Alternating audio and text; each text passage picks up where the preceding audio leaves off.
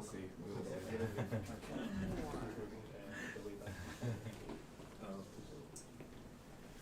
Okay. I guess I can start now. Is everyone here? I don't know. People that would not be here would not be able to I tell don't. you. I mean, Andreas is here, like in the building, Right. but he's not in the room. This is Okay. Wait like 30 seconds. Yes.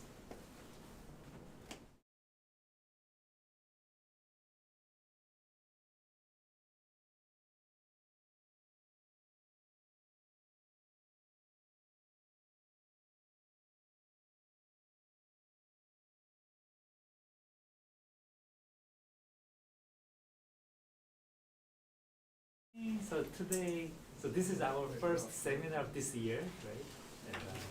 And pleased to have Daniel Mock from Aachen talk about dominating sets. Please. Yeah, so thank you very much, both for the invitation to be here at IBS and also for the opportunity to speak here in front of you. So, as you see from the title, I want to talk about a few but very simple algorithms which deal with the dominating set problem, and also not only with this problem but maybe also with other problems. So, before I start, many of the ideas you will see now are not from me, but they're based on a publication by Grzegorz, Michał, Sebastian, and Szymon, who published this a few years ago. And when I read this, I found it very nice and very interesting, and also I saw like a possible opportunity to do more with their ideas. And that's what I want to talk about today with you, is my view on this results and some extensions and possible ideas to extend the results. So, like today I want to talk about a very well-known problem, the dominating set problem. So you all know it, it's a classical NP-hard problem. From a parameterized setting, we also know it's likely not to be FPT because it's W2 hard.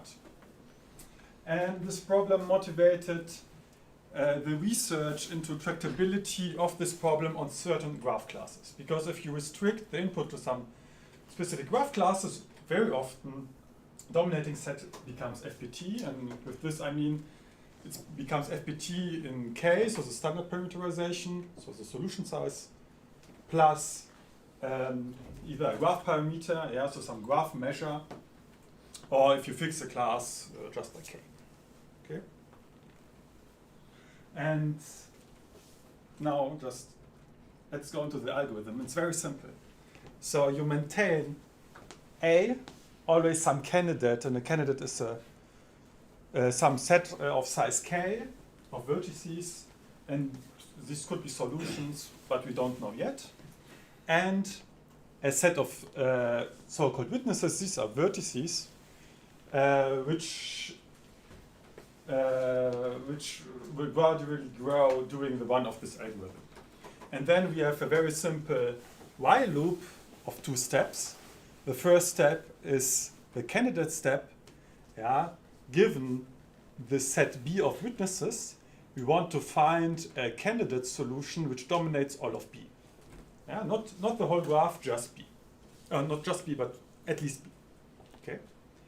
And if we cannot find such an A, such a candidate, then we know we cannot dominate a subset, so we cannot dominate the whole graph, so we can return safely no.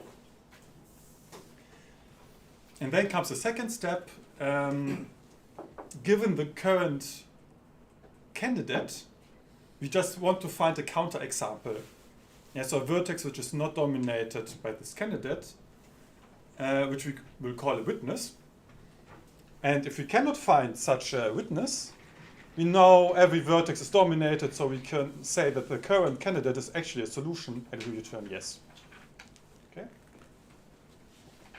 And this is a very simple algorithm. I would even say it's a naive algorithm. And like most of the talk, we will think about this algorithm because it has many connections also in some sense to model theory, and we will explore a bit motivated by this algorithm. Okay, so now first let's think about the runtime of this thing.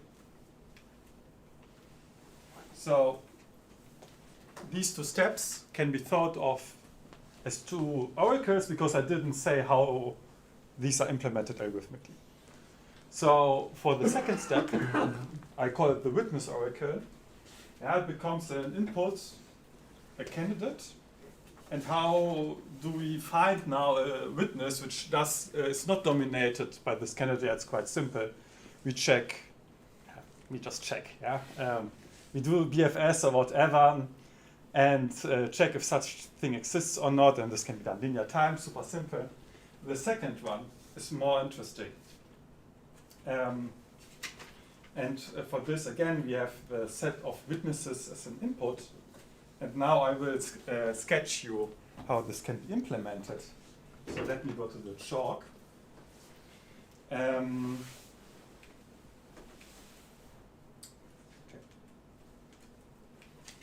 Okay, so yeah, imagine this is your graph G, and you have three witnesses B1, B2, and B3. And you want to dominate these three vertices by a set of size k. So you know to dominate B1, at least one of the vertices of the candidate should be in the neighborhood of B1. The same holds for B2 and B3. And we now have these three neighborhoods. And now we look at the set system realized by these intersections. And I see here you have this very nice chalk there, so you can also use this colored chalk. I mean, I've seen like documentaries about this. I guess in Korea it's quite normal, but in Europe it's a rarity. Okay. So we have now these intersections. So one set is are vertices which are adjacent to B1 but not to B2 and B3. And the second set would be this here, which is adjacent to both B1 and B2 and not to B3. And we can continue this. And we get these sets. Okay? And of course, you get this large set outside of all neighborhoods, but we know this is not interesting, so we can leave it out. And we can, to dominate now these three witnesses, we can think now about this dominating set just by in which of these yellow sets is it contained in. Yeah? And since these witnesses are, let's say, there are many of them, the number of these intersections is at most 2 to the L. So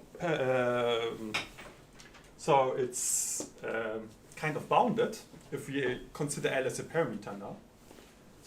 And so what we can do is just branch on all possibilities. So we kind of can say, let's say k is equal 2, so we want to dominate these vertices with 2 vertices. We can say, okay, one vertex of the solution is in this set, which is only adjacent to B1, and the other one could be here in B2 and B3. And the actual choice is not important of which vertex in this intersection is chosen. And now we just have to check if these intersections actually exist. And this can be again done by simple BFS or whatever. Okay? So what's the running time? If you do it, if you don't have any assumptions about the graph, you have 2 to the L of these intersections, and then choose k many possibilities to choose them. So 2 to the k times L. However, these set systems here in yellow have a nice structure for many graph classes. So this is called profile complexity, but this is pretty much just neighborhood complexity. So if you have a graph class which is bounded neighborhood complexity, so where not many of these things are realizable, the actual runtime becomes much better. I will talk about this in the next slide. But now, coming back to the algorithm, if you have now L iterations of this algorithm, we get a running time which is roughly 2 to the k times L times L. Yeah? So if L now is small, so with small I mean if L is bounded by k for some graph class, then this would be FPT. Okay.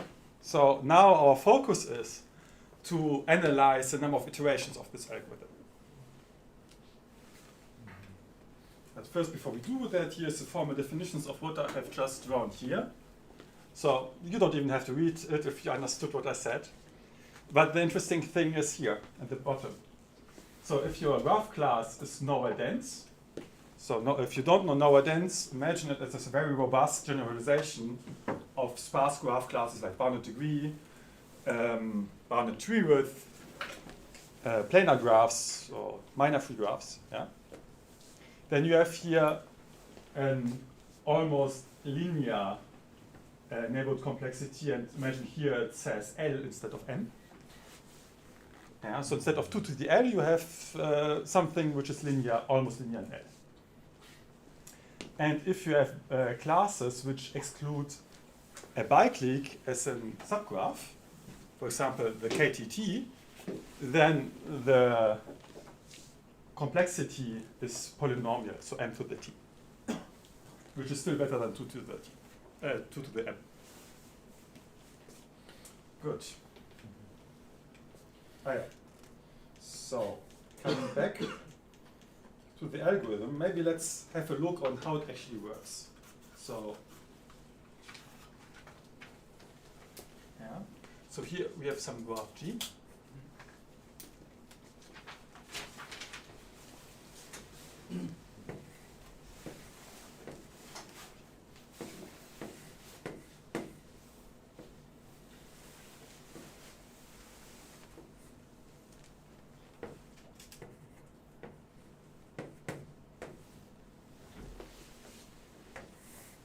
Now we can consider a run.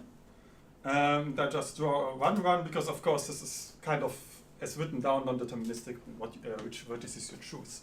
So, for example, your first candidate solution could be just A equals 1 to I don't bother with parentheses. Yeah? And then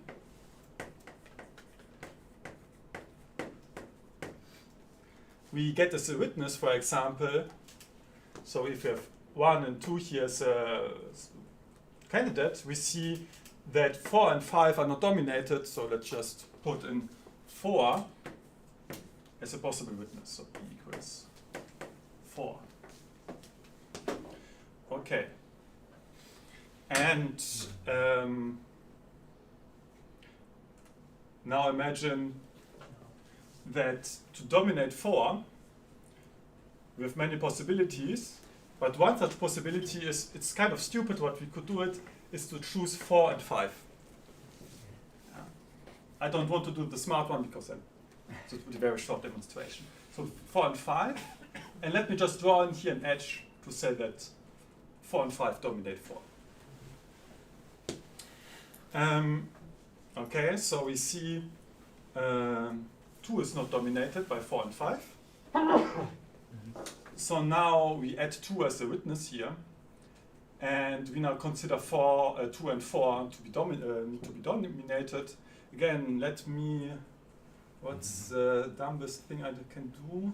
3, 4, or just 3? Yeah, 3, 5 is a good choice. I heard. Okay.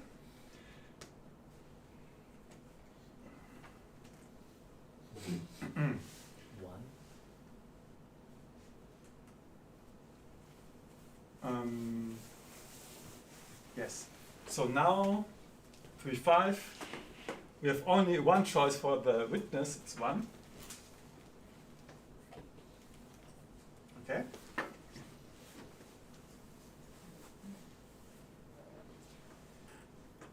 Let me put these edges here. Sorry. And we have the 1. And okay, now let's do it properly. Let's choose 1, 3 as a dominating as a possible candidate, which dominates 1 to 4. Yeah. So we get this picture. And now, if you are looking for a witness which is not dominated by 1, 3, we don't find anything. So we see 1, 3 is a dominating set here. And this picture is quite important. It's just not one, because you will see in a minute. Let me skip So forward. in every Yeah. witness step, you add one vertex, but in the candidate step, you want to dominate everything in the witness. Yes. Yes. Exactly. So are there any questions further about the algorithm? Okay.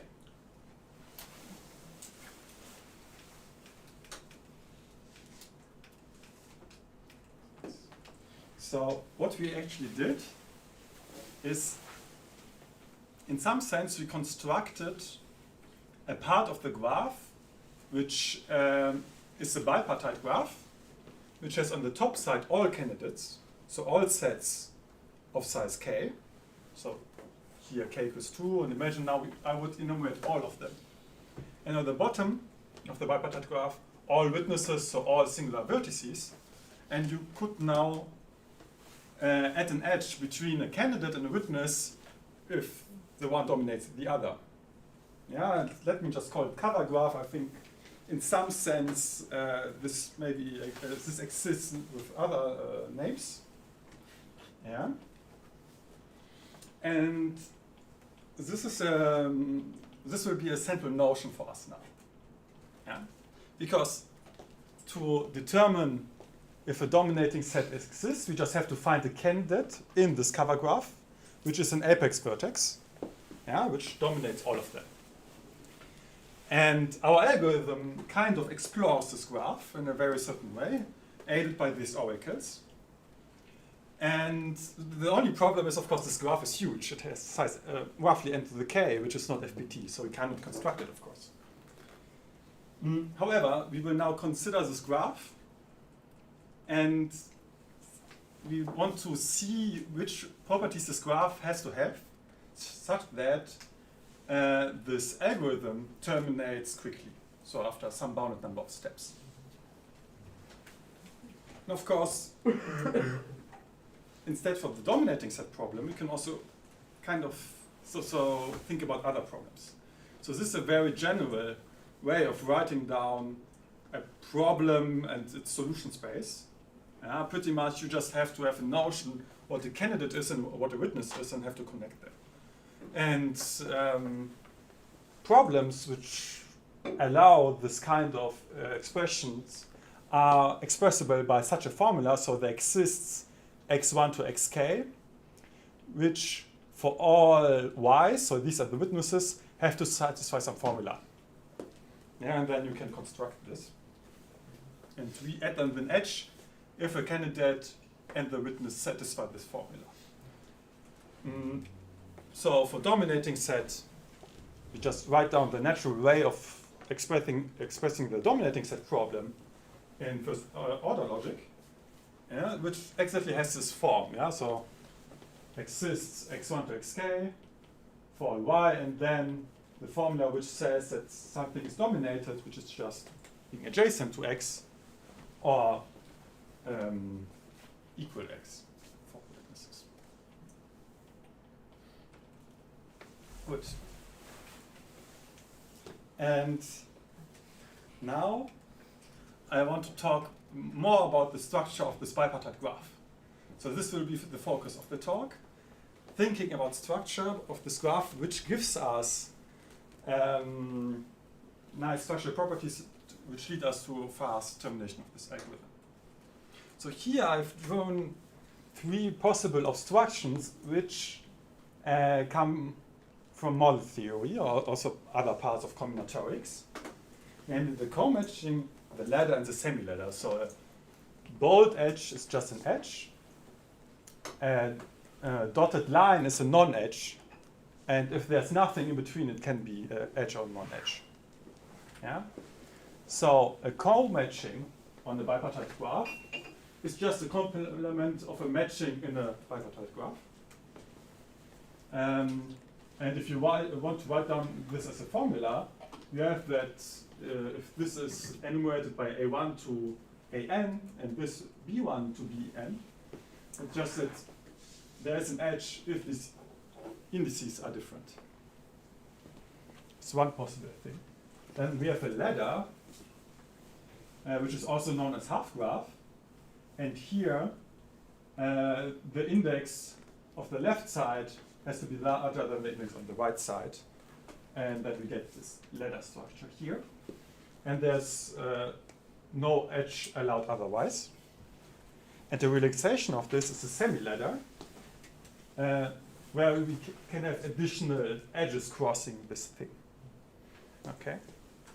And now if you think about the algorithm I just presented you, we always want to find a candidate which dominates all previous seen witnesses. Yeah. So this pretty much constructs a semi-ladder in this cover graph. And I hope you see it without the proof. I wouldn't even know what to write down, except for saying what I just said. So this algorithm constructs a semi-ladder in this cover graph. And hence, this will be our central notion for the first, let's say, half of the first of the talk. Before we progress, let's introduce some notions. So, if I want to talk about co-matching ladder or semi-ladders, the length will be important. So I want to say that something has co-matching index L if the longest occurring co-matching has length L. And the same holds for ladder and semi-ladder. So I will talk about semi-ladder indices very often today. And there's a nice lemma, which is an application of Ramsey kind of theorems, is we have a bounded semi-ladder index in a bipartite graph if and only if these other two notions, co-matching and ladder, are bounded. Yeah. So semi-ladder is the most restrictive of these things. Yeah. Can I say something? So you have a complete bipartite graph, then it is semi-ladder? Yes. Not really. So because we have here also these non-edges. Oh, so a complete bipartite graph is neither of these things. But it's semi-ladder free. So that condition that AI is if I is bigger than J, but you also require that if I is equal to J, you don't want. Exactly. So yeah, this I missed. Yeah, it should be and I not equals J. So the picture has a helpful thing. All right. Okay. So yeah, so big bicliques have semi-ladder index 0 or 1, I guess. One. Okay, so I just demonstrated now this algorithm chooses a candidate such that it dominates all previously seen witnesses, so it constructs a semi-ladder until it terminates. Yeah, so the number of iterations is bounded by the semi-ladder index of the cover graph.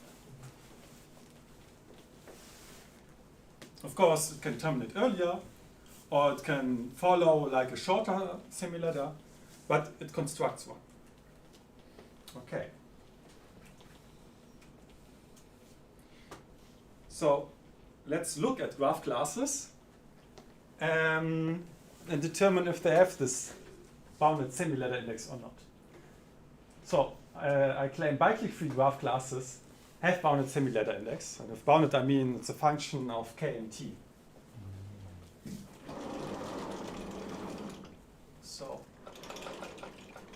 So simple proof. Sorry, stupid question. When you say that, it's for the cover graph.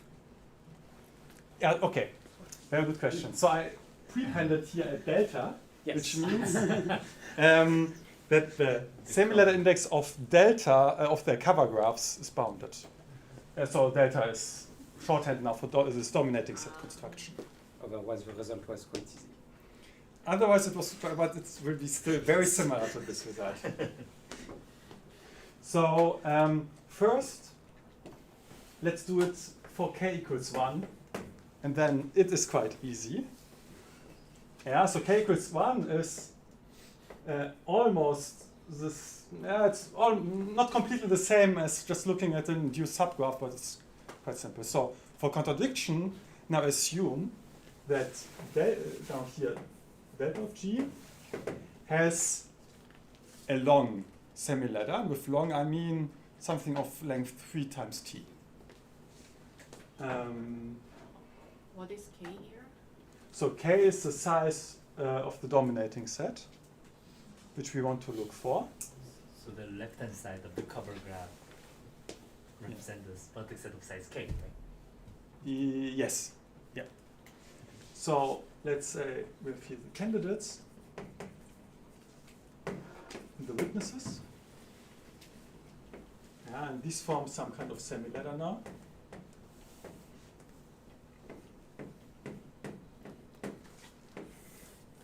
And this is, let's say it has length bigger than 3 times t, where t is the size of the biclique we want to exclude in our graph class.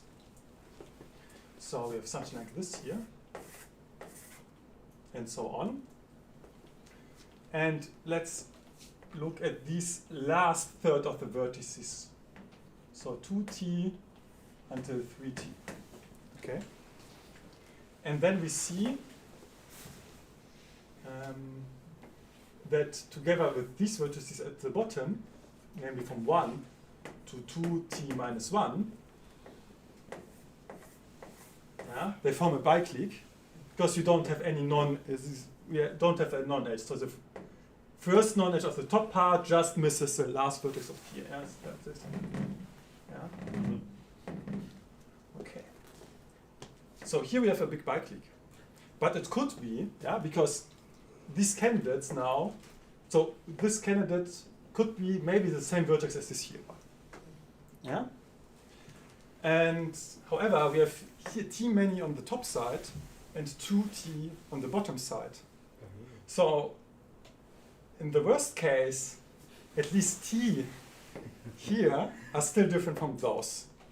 And then we find a ktt in the original graph. So ktt, let's, yeah, we find some part, let's say this here, and this here. These are then different vertices from those, and then this is actually an induced subgraph of G. And then we find ktt in the original graph G. Okay? So you mean there is a vertex subset of size t which is different from any of the set on the top? Yeah, so we have here t many vertices, and here 2 times t vertices. And we want now to find t vertices at the bottom which are different from the top. And I claim they just exist. I don't have to algorithmically find them. Just by counting arguments. So we have t many here, 2 times t many here, and just by counting t many vertices at the bottom have to be different from the top. So maybe you want 2t plus 1 on the top and then 2t on the bottom. Right. So that By one. I guess I'm very bad at plus minus 1. But yes. Then we have found this, and we have a contradiction. So now for bigger k than 1, we use a Ramsey argument.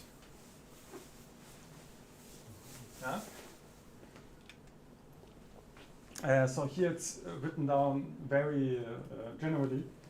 So imagine you have formulas phi 1 to phi m. And in our case, okay, I will say later what this is. And you know that for every phi I, that the semi-ladder index of phi I of g is bounded by L. Then you know that for psi, where psi is some positive Boolean combination of these things, then the semi-ladder index of psi of g is bounded by a function f of L and m. You more or less just use Ramsey in kind of natural way for this. And in our case, yeah, remember that the dominating set formula is just a big disjunction of either xi is adjacent to y or xi is y. So these would form this phi i's here. And then psi is a formula which is, describes the dominating set of size k. And in our case, it's a very simple formula and a very simple combination. And we actually get a very nice bound of k to the L minus 1 for the blow up from going from k equals 1 to k equals k. Yeah. And hence, we get this result with Ramsey. So now this result combined with the fact that that this neighborhood complexity or this profile complexity is bounded by a polynomial gives us that dominating set is FPT, and even by a quite fast function I would claim. So it's 2 to the O of k log k times n.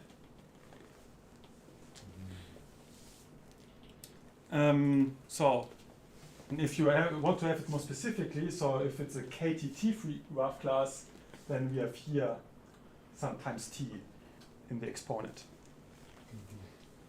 And this follows now from our simple observations. And this actually subsumes a result where they wanted to show the dominating set is FPT on biclique-free graphs. And their result was like 2 to the k squared times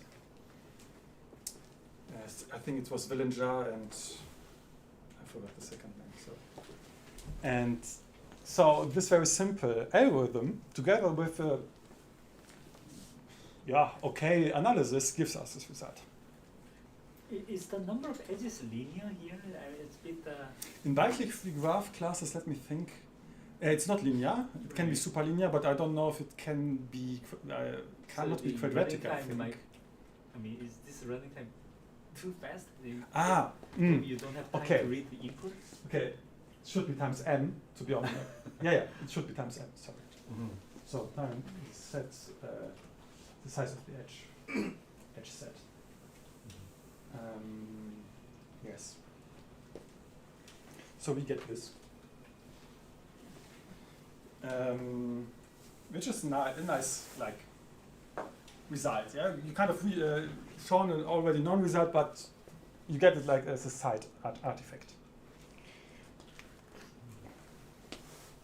So let me maybe skip this.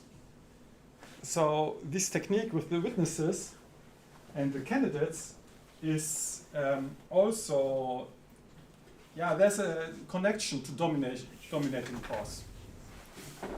So domination cores are a technique to show FPT, that dominating set is FPT on some graph classes. I think the first time it was used maybe for nowadays about expansion graph classes. And what usually is done is, so a domination core is a set, so a subset of the vertices. And if you dominate this set, you are guaranteed to dominate the whole graph. Okay? So if you find such a domination core, and if it is small, you get a quick algorithm. And usually the proof goes like this. You show that for some graph class, let's say Noah dense, there exists a domination core which is not big, so usually something like f of k. In the case of non-dense graph classes, it's usually quite small, so it's almost linear in K. And then you start with the whole graph, and you have some procedure which safely can remove vertices, which does not destroy this domination core property. Yeah, so we start with the whole graph. This is a trivial domination core. And then we remove vertices in a safe way.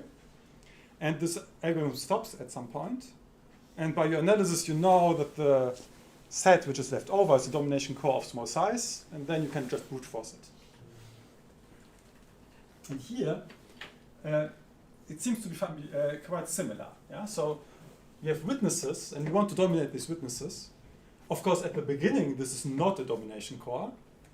And maybe even at the end, it's not a domination core because we found, by luck, dominating set rather quickly.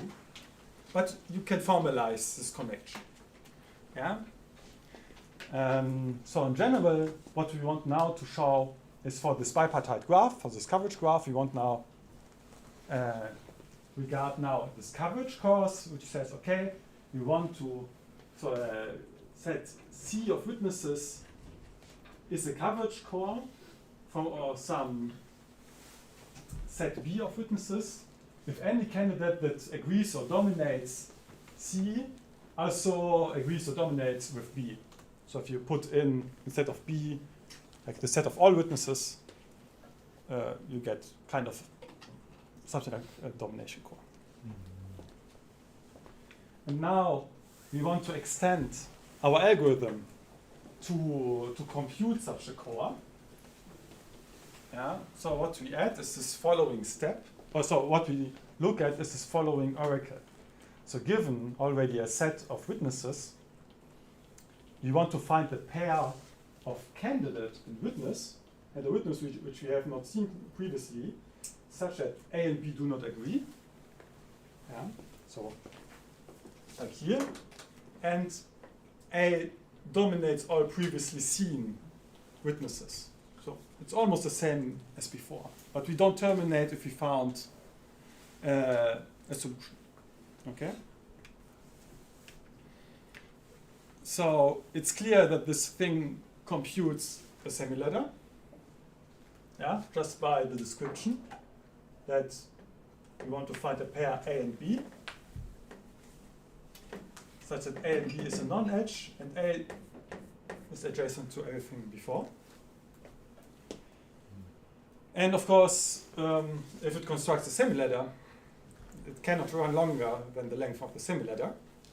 So we get a trivial runtime for that. And to actually implement the oracle, you do pretty much the same as for the candidate oracle. You just have to tweak it a bit. But that's quite simple. And that's the part about what was done mostly in this paper by Fabianski et al. What I left out is the part about independent set. For this, you have to look closer into the so-called Helly property, another property which is kind of important there. So to adapt this for independent set, you have to tweak it a bit, and then you need less restrictive notions for this cover graph. But I don't want to go into this direction. And also they showed it not only for dominating set, but for so-called domination type problems. Yeah, so imagine just positive Boolean combinations of this dominating relation. Okay, so what I want to talk about now are possible generalizations. So you can go into two directions, kind of. The first direction is we looked at this dominating set problem, but we always looked at the graphs to the structure of this cover graph. Yeah, so it seems that as long as we can construct this cover graph, yeah, so we have fast oracles and so on, we should be able to extend this to other problems. So that's a very nice thing. And of course, then you have to do this analysis again. For which graph classes is this is this now simulator free for this specific cover graph induced by this problem. And the other way is to say let's focus still on dominating set, but we'd like to cover we'd like to have an algorithm for more graph classes. And we saw a semi-ladder is an abstraction, some abstraction for this cover graph, which determines for us the runtime. And maybe we can find more restrictive notions of this abstraction, which leads to less restrictive graph classes. And we will look at both possibilities now. And let's look at a very fun example first. Vertex cover. Yeah, it's if you learn FPT algorithms, it's the first problem you learn. It's FPT. Yeah, it's very simple 2 to the k times n algorithm, and I think the base is now very much smaller than 2.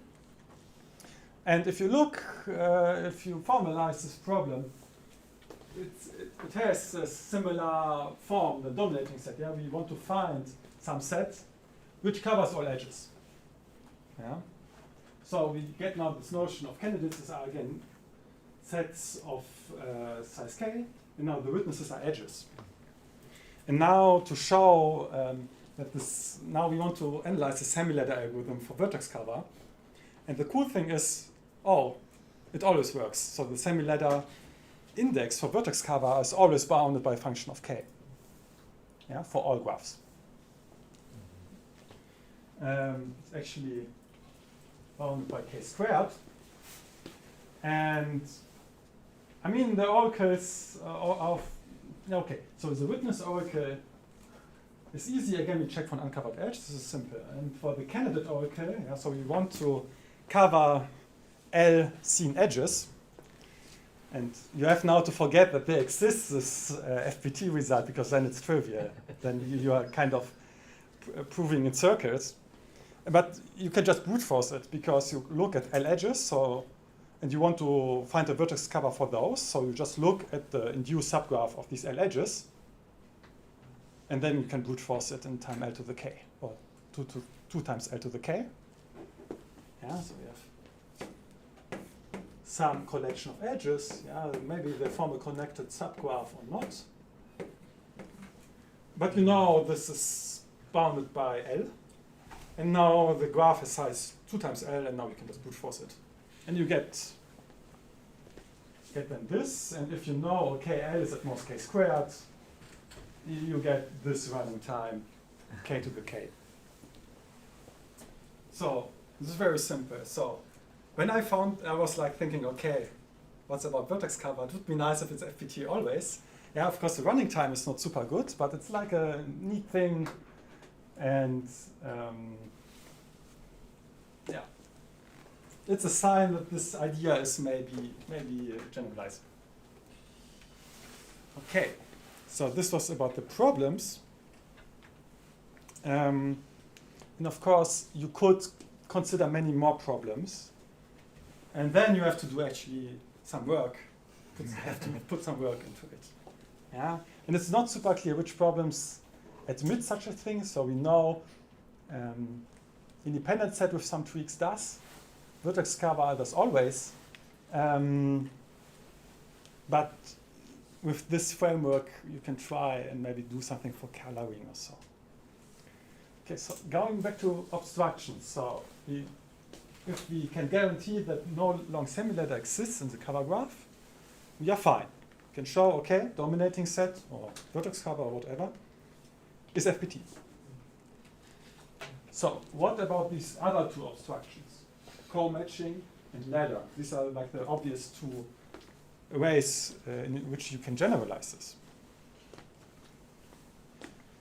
And again, we have this relation. Yeah.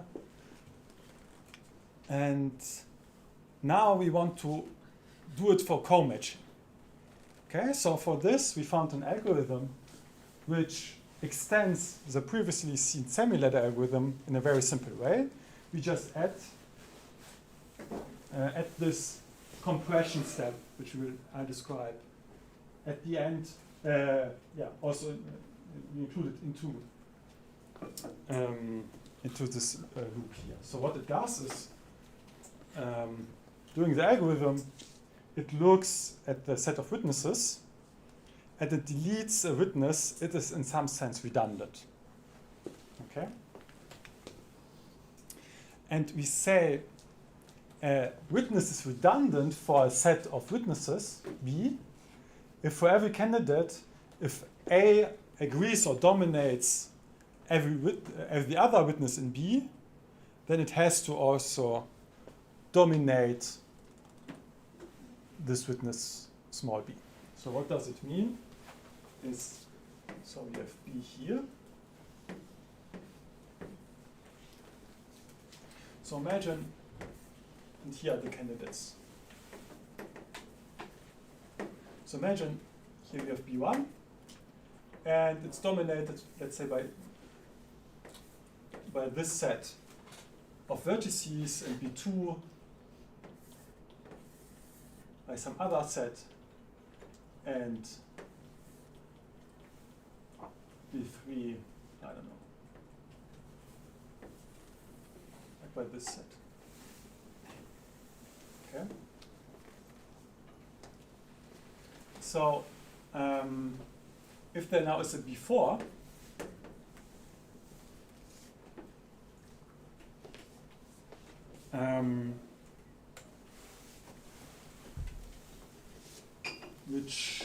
which looks like this. Maybe I'll use a different color. Yeah. If it's dominated by very much, but especially by this area here, so where all three other witnesses also are dominated. Yeah. Is it correct? I can just think for a second. Sorry. Yes. Yeah. So if you now fix B1 to B3, yeah, and then you have this B4, which is agrees with all these candidates in the yellow part. And this yellow part is a proper subset of the intersection of all three sets of candidates which agree with B1, B2, and B3. Then this is redundant. And intuitively, why is it redundant in, let's say, a natural way of thinking is, yeah, imagine, okay, these are constraints, yeah. So these areas spanned by B1, B2, and B3 are constraints. You know that the actual solution has to be part of this set. And then, of course, it has to be part of every set of candidates which agree with B1, B2, and B3. If you add now B4, which does not subtract anything from this blue intersection, then you don't gain any additional information. That's like the high-level idea why this makes sense. Okay? But this is just a definition. Good. Now, to check if a witness is redundant, yeah, you can kind of have to construct the set system. And what you have to check for is this profile where, imagine now we want to check if B4 is redundant. If there exists a vertex which is adjacent to a candidate which is dominated by, which dominates B, but is not adjacent to the others, then you can check this notion. And again, you use a similar idea as here to do this in time bounded by the set size of the size of the witnesses we're considering. Okay. So this compression step can be implemented quickly. And what does it give us? Yeah. So we get an algorithm which is FBT, not by the semi-ladder index, but by the size of the maximum size of the witnesses you're always looking at. Yeah, so the set of witnesses grows usually in the semi-ladder algorithm, but here it can also shrink. So, of course, here the running time now depends on how big the set of witnesses can be. And there's one small thing you have to think about here about the running time. So here now it's n or m squared. Yeah, before it was linear in this. Because now the number of iterations so the number of iterations can be high, can still be semi-ladder index, but one iteration can be still be quick, so that's not an issue. So now we have to check that that this somehow that there's a connection to the co-matching index. And actually, this is a very simple result here. So if a graph, so if this H or this delta of G has co-matching index at most L, then any redundant set B of witnesses has also at most this size. So the co-matching index bounds the size of irredundant sets. So a set is irredundant if it does not contain a redundant vertex, a redundant witness. So the idea is quite simple. For this.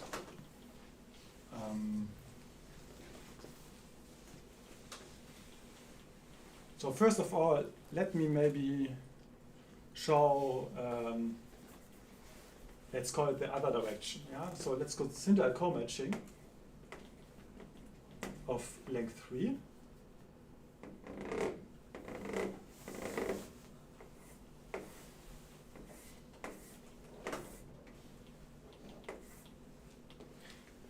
And then we will see, so these are the witnesses at the bottom, that no vertex here is redundant. Okay, it's not a proof for this, but I just want to tell you, because to illustrate the concept. So this vertex, so if you look at these two vertices, these, if you look at the intersection of candidates which dominate both, this is only this candidate. Yeah. But actually, then this vertex, which is not dominated by this, cannot be redundant just by this fact here. And this is symmetric, so this holds for all three vertices. So what I want to show the other direction. Yeah? So if this is small, then the redundant sets are also small. This kind of follows almost from the same kind of observation.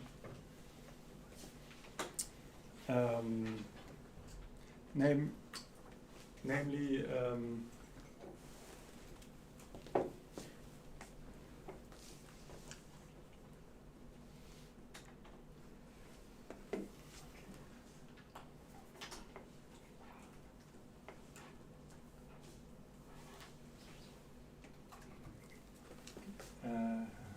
I lost the thread here.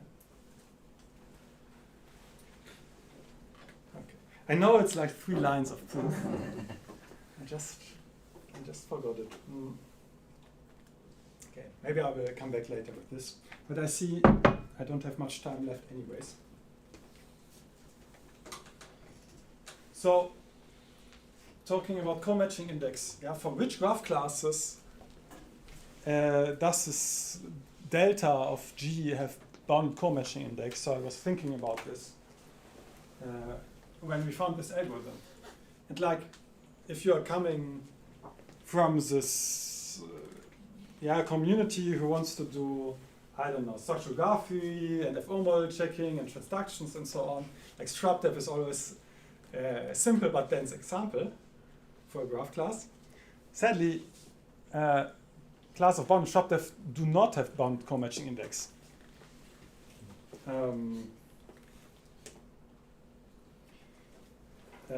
So the question is, okay, what does it give us? But it kind of makes sense in some way. So graph classes of bounded shrub depth, just as an excursion, yeah, are stable graph classes, and the notion of so stable. What I didn't say is, so if we talk about these obstructions, stability from stability is defined by excluding a ladder in some way in model theory, and co-matching also appears as a concept in model theory, which is tightly bound in our case to the Helly property, and in the sparse case, where it's like especially if you exclude biclique-free graphs, which you always do when you consider sparse things. Yeah, of course, since biclique-free graphs have bounded similar dynamics for dominating set, of course these two notions coincide. But at some point these have to diverge, and since shrub depth is stable in some sense, it's bound to be that it does not have bounded co-matching index. Okay. So what are classes which could have bounded co-matching index? So these are classes called closed or weakly closed graphs. These come from the attempt to find a deterministic way of modeling social networks. Usually the social network graphs, if you model them, it's always randomized, with performational attachment methods and so on. And these are this is the deterministic way of trying to model this. And this closure, so the graph is closure C. If for every non-edge U and V, we have that their shared neighborhood is bounded by C. So this generalizes degree to closure V, sorry, in some, I wouldn't really say dense way, but in some way which is not sparse. Okay? And then the weak closure is the same, but imagine if you want to generalize the degeneracy in the same way. So you have, for example, I like the second definition more. If you have an ordering of the vertices, such that if you have two vertices which are non-adjacent, then the shared neighborhood left of them has to be small. Okay? And for this, it's known that dominating set is FPT for this weak graphs of bounded weak closure. They call it weakly gamma closed graphs. And they also do it by this domination code technique. And they show a specific kind of domination called small, bounded only by in K and this weakly closure. And algorithmically, what they do is pretty much, by coincidence, exactly the same as the compression algorithm in some way. They look for these redundant vertices, but not in the cover graph, but in some indirect way, but they actually do it as a cover graph. Okay? And this is a nice coincidence. So you could conjecture that classes of bounded weak closure have bounded co-matching index. So we had a draft of this proof, which was quite short. I think we found a mistake, so I don't want to write lemma. But for K equals 1, we are sure it works, but for dominating sets larger than K, we are not sure. So I see the time is left over, so I just talk to you about the headings of the slides. So what we show is, for this graph class of bounded closure, if you look at the sparse bounded closure, so graph classes which are monotone and have bounded closure, this does not imply that they have bounded radius 1 merge with. This is an interesting result. So it's a bit weird. So it's interesting. And I also wanted to show, talk to you about partial dominating set.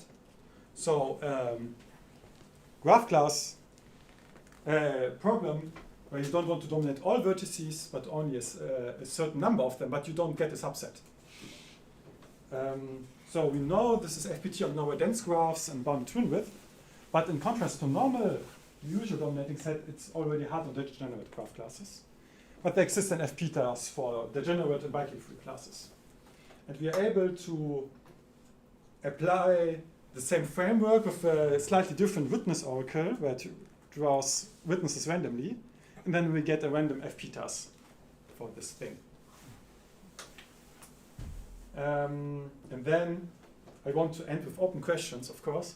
There are many, because this is work in progress. And I'm happy to discuss this with you during my stay here at IBS. So if you look at monotone classes, it's already known previously that biclique-free classes allow for FPT dominating set algorithms, and we know that biclique-free graphs are delta semi-ladder free, but the question is how much more general are they in the monotone setting? It's not clear. And of course, in general, rich graph classes have bounded semi-ladder ladder co-matching index, so this is a very structural thing.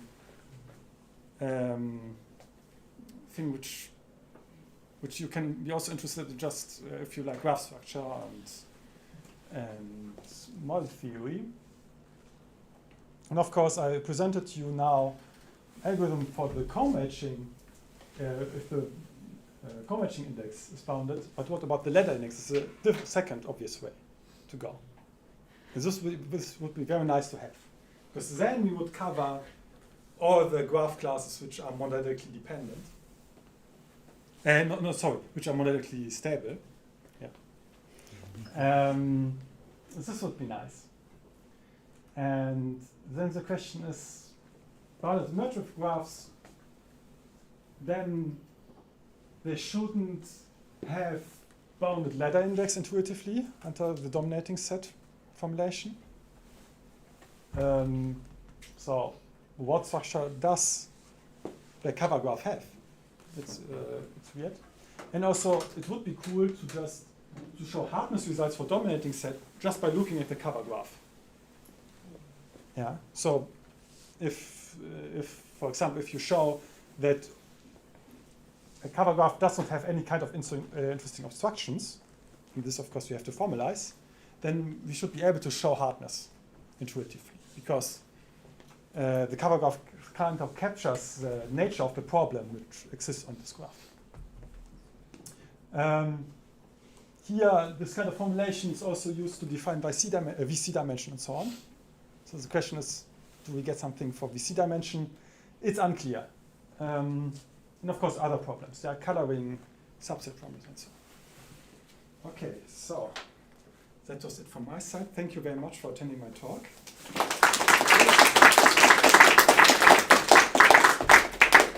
Thank you. Any questions? So you asked about merge width here, Yeah. but okay, let's say even the simplest non-stable case, so linear click width. Can you say something about the cover graph? I can't. No. So I don't know.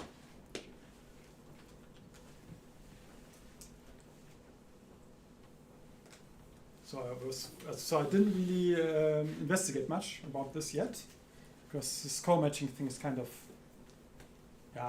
recent. So it's not quite clear. Mm-hmm.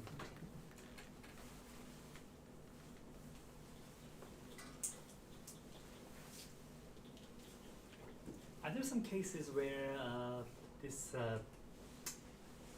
semi-ladder index is bounded when k is small, but when k goes above certain threshold, then could Yeah. go blow up? Or something? I was also wondering about this. So I don't know of this. I only know, so if you look at the generalization of dominating set to radius R dominating set, and look at the cover graph for radius R dominating set, this happens in some sense. So for nowadays graph classes, the semi-ladder index under this radius R dominating set formulation is bounded, but if you go beyond nowhere dense, it explodes. For example, for degenerate graph class, it's clear. For R equals 1, the degenerate graph class is FPT, and also it's biclique-free and so on. But if you go to R equals 2, then you can encode every graph as a graph of degeneracy 2 with radius 2, just by a subdivision, right? And then so dominating set should, it's not FPT, and then also the same ladder index has to be big just by non-constructive argument. But for K, I don't know.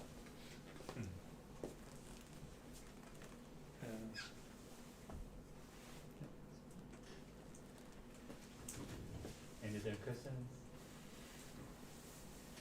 It's a stupid one, but a few slides ago, you talked about this one. Why do you use merge width if you are thinking about a monotone class and not bounded expansion? Or is it specific about radius 1? It's radius 1 because this is just to make this result look cooler, because actually, from what I know, if you have monotonicity and bounded, then degeneracy and bounded radius 1 measure are identical or functionally equivalent. So so one direction is clear, I would say. So that's why we don't talk about bounded expansion. And for bounded expansion, it would not be so interesting. So it's actually, I could also equivalently write down here does not have bounded degeneracy. Okay.